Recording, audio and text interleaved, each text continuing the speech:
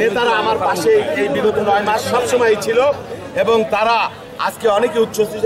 এই যে নমিনেশন, এটা আমার একার কোনো কৃতিত্ব না, এটা আমার এই 4 আসনের সকল নেতাকর্মীর কৃতিত্ব। সবাইকে নিয়ে আগামী দিনে আমরা এই নির্বাচনের এই চ্যালেঞ্জটা আমরা মোকাবেলা করবো ইনশাল্লাহ। এবং ইনশাল্লাহ আমাদের দলের মধ্যেও যারা একাধিক নমিনেশন চেয়েছিল তাদের সকলের সাথে আমার কথা হয়েছে। আমি নিজে গেছি, শাহজাদা ভাই আমাদের মুরব্বী, তার ওখানে গেছি, তিনিও অতি দ্রুত আমাদের সাথে সামিল হবেন। সকলকে নিয়ে আমরা একটা শান্তির, সম্প্রীতি, অহিংসার এই দলের এই মনোনয়ন তো শুধু মনোনয়ন না, এটা একটা বিরাট দায়িত্ব এবং আমানত মনে করি আমি। দলের এই মনোনয়ন এটা কোনো দায়িত্ব না, এটা কোনো পদও না, এটা একটা আমানত। এই আমানত রক্ষা করবার জন্য আমি আমার জীবনের প্রত্যেকটা পর্যায়ে একটা চ্যালেঞ্জ এবং সংগ্রামের মধ্য দিয়ে আমি পার করেছি। এটাকেও আমি চ্যালেঞ্জ এবং সংগ্রাম মনে করে আমার জীবনের, আমার সামর্থ্যের সবটুকু দিয়ে সকল নেতাকর্মীকে নিয়ে ঐক্যবদ্ধ করে এখানে রাজনৈতিক বিভেদ 0% আমরা নিয়ে আসবো ইনশাল্লাহ। 95% নিয়ে আসছি। 0% নিয়ে এসে সকলকে নিয়ে আমরা এই নির্বাচনটাকে আমরা মোকাবেলা করবো ইনশাল্লাহ। ভাঙ্গাটা একটা ঐতিহাসিক গুরুত্বপূর্ণ জায়গা ভৌগোলিকভাবে, আমাদের 21টা জেলার পয়েন্ট। ভাঙ্গায় হ্যাঁ পদ্মা সেতুর কারণে রাস্তা হয়েছে, একটা রাস্তা হয়েছে, কিন্তু ভাঙ্গার আভ্যন্তরীণ কোনো উন্নয়ন সে চোখে পড়েনি। এখানে ভালো কোনো শিক্ষা প্রতিষ্ঠান নাই, এখানে তরুণদের কর্মসংস্থানে কোনো শিল্পায়ন নাই, কিচ্ছু নাই। বেকারত্ব হাহাকার মারাত্মক গ্রামে গঞ্জে, রাস্তাঘাট সরি সংকীর্ণ।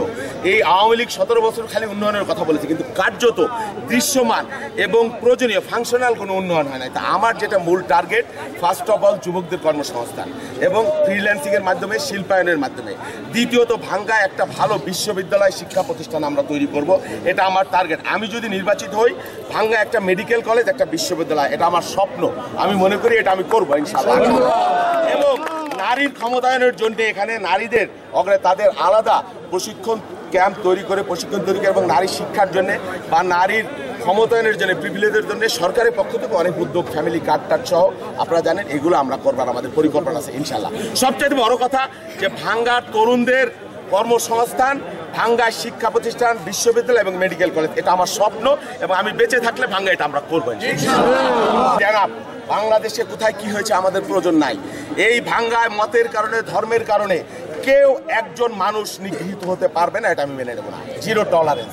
অনেক হয়েছে, এখন আমরা এইগুলা বরদাস্ত করব না। ভাঙ্গায় রাজনৈতিক কারণে, রাজনৈতিক মতাদর্শ বলেন, ধর্ম বলেন, এই বর্ণ বলেন, এর কারণে কেউ সুযোগ নিতে পারবে না, কারো উপর অত্যাচার করতে পারবে না, কোনো চাঁদাবাজি, সন্ত্রাসী আমাদের নলেজে আসলে আমরা এগুলো টলারেট করবো না। 0 টলারেন্স। ভালোবাসা, বিদ্বেষের পরিবর্তে ভালোবাসা, সম্প্রীতি, এই সম্প্রীতির রাজনীতিটা খুব প্রয়োজন।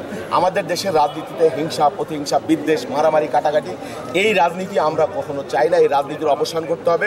একটা সম্প্রীতির সমাজ আমরা প্রতিষ্ঠা করব, সেটা সকল দল মত বর্বর। এখানে একটা সমাজে নানান থট থাকবে, নানান মত থাকবে, নানান ধর্ম থাকবে, নানান চিন্তা থাকবে। এটাই একটা গণতান্ত্রিক সমাজের সৌন্দর্য বলে আমি মনে করি। আমরা ভাঙ্গা সেটাই কাম্য বা কামনা করি।